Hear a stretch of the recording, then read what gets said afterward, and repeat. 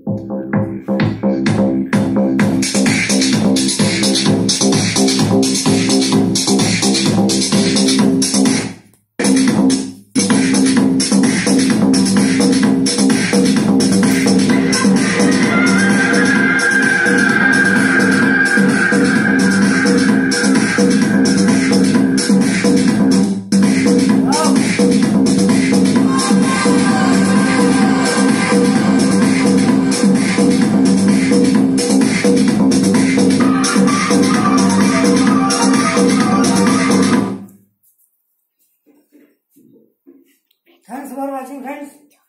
Friends channel को subscribe करना ना भूलें, लाइक करें और कमेंट करके बताएं फ्रेंड्स आपको वीडियो कैसे लगी। Thanks for watch.